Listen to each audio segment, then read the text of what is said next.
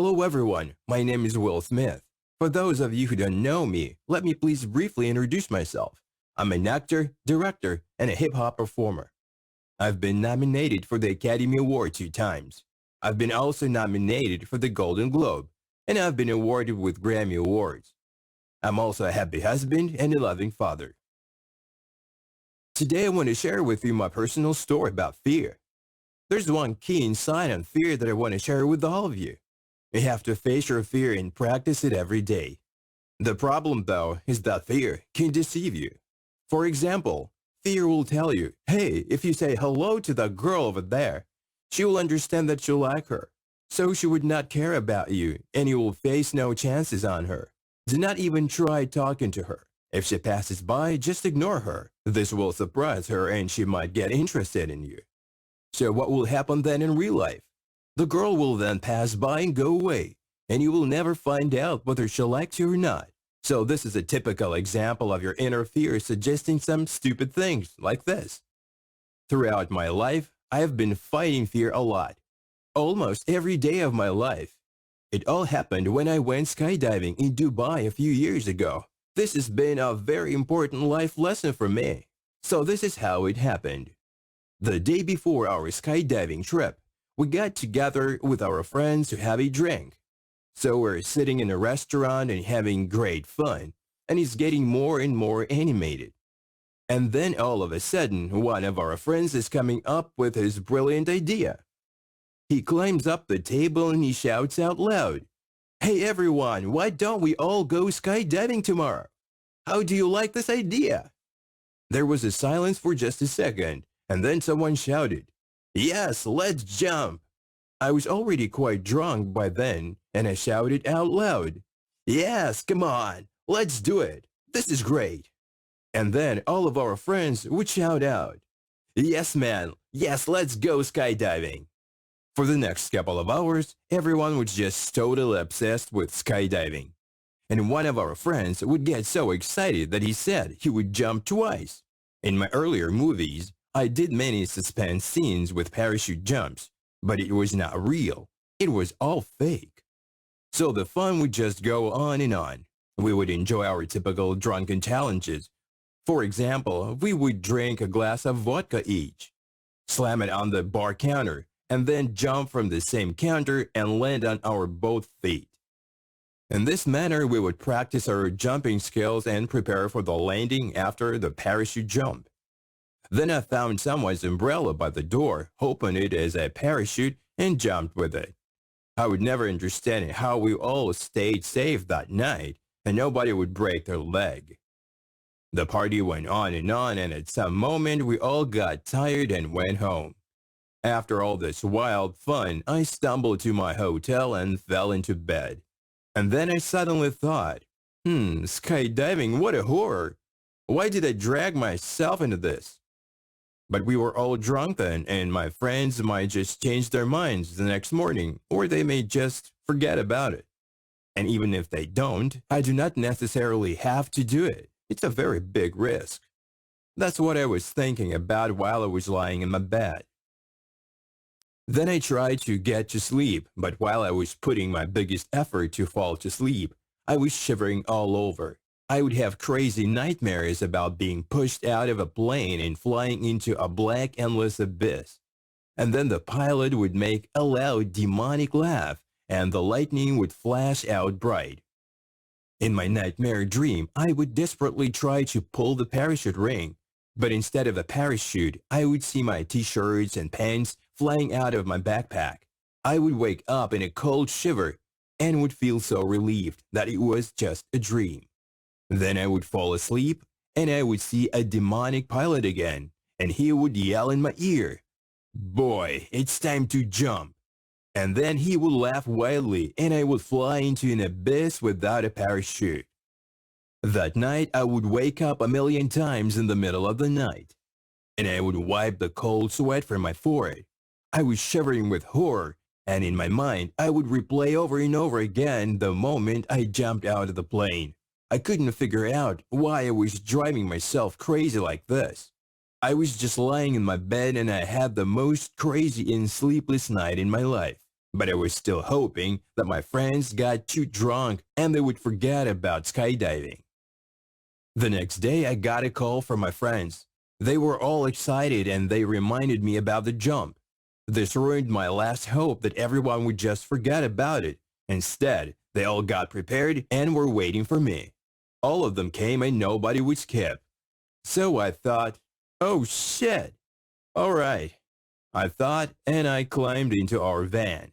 I was totally sure they all had a sleepless night like I did, but they would never admit it. As we were driving, one of our guys yelled, "Yeah, dude, this is going to be great. I can't wait." While he was getting happy and excited, I was sweating all over and I was thinking, oh my God, oh my God. I felt sick in my stomach and I could not eat. I also had a killing headache after our yesterday party. I wished I would not have to go on that damn jump, but I didn't want to be the only one who refused to do it. When we finally arrived at our destination, we had safety training. The flight instructor gave us a talk, and he explained in every detail what we should do if the parachute does not open.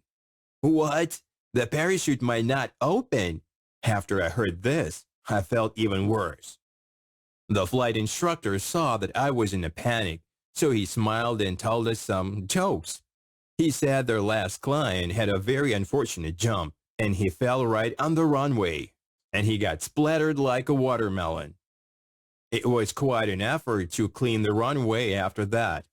That story made me even more sick. But my friends would cheer me up and they would tell me the flight instructor had a rough sense of humor.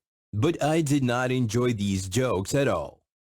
Since it was my first jump in my life, I was assigned a parry jump instructor who would jump together with me and would support me during our jump. He was supposed to take care of me and get me prepared for the jump. So we all boarded the plane, and I had this very strong hope that all of this was a hoax, and we will get back to safety. But no, it was all real and no one was going to stop. So our plane started and took height. When I got into the plane, I got even more embarrassed, as I had to sit on another person's lap. This was my parry jump instructor. I usually do not do it. I do not sit on another person's lap. I was freaking out and I tried to calm myself down. So I started a conversation. I was sitting on his lap and asking him questions. Do you often jump with people like us? You have kids, right? Do you have a family? I just wanted to make sure he was as serious as I was. But the guy was just totally silent and did not answer my questions, and it scared me to death. Time passed and I finally calmed down a little bit, and it felt much better. The plane was getting higher and higher. I looked out of the window and I thought, oh my God, it's so high. Then I made a silent prayer, just in case. At the 14,000-foot mark, I suddenly saw the light bulbs lit on, red, yellow, and green. It was red and I assumed it would turn green soon. I had no idea what would happen next, but when the light bulb turned green, someone opened the plane exit door. At that moment, I realized that I had never been on a plane with an open exit door. It was totally horrible, and the worst thing that my companions would stand up and get off the plane. So then it was my turn. I stood up and moved to the exit door. I stopped for a second to get back to my senses, but it was too late. My jump instructor would lead me to the open door, and I felt the breath of cold air. For a few seconds, my breath would stop, and I just stood there, stared into the blue abyss, as into the eyes of death. My last night of nightmares would come back to me. I felt as if I was flying down at high speed, and the devil pilot would laugh out loud at me. The guy behind me was saying something, but I just did not hear what he said. A second later, when I woke up, the guy behind me said, 3 and 2, and then he strongly pushed me out of the plane. And then I realized that he was afraid that I would get scared and would grab whatever I could reach. So we jumped out on the number 2 before I realized what happened. When I found myself flying in the air, I started yelling at the top of my lungs, but I couldn't hear anything. The wind was blowing everything away. I was also very happy that I didn't have breakfast this morning. Otherwise, I would probably have thrown it up. A second later, I realized that it's all going great. No reason for panic. There was no black abyss below. There's been no sparkling lights, and there was no demonic pilot. Instead, it was all going great, and it was the most beautiful moment in my life. I was flying and it felt like I was following the wind. I was slowly falling below and I had no fear. It was an awesome moment.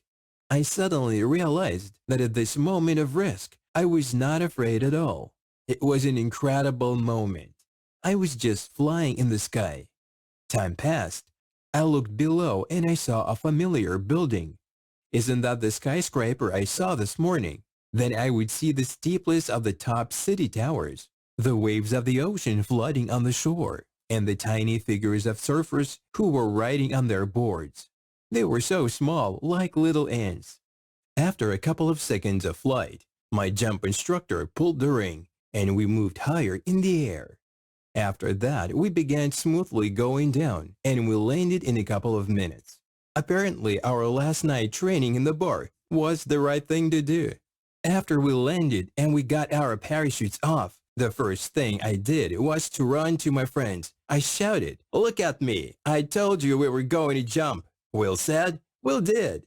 I felt so happy and agitated that all this adventure turned out to be such a great joy.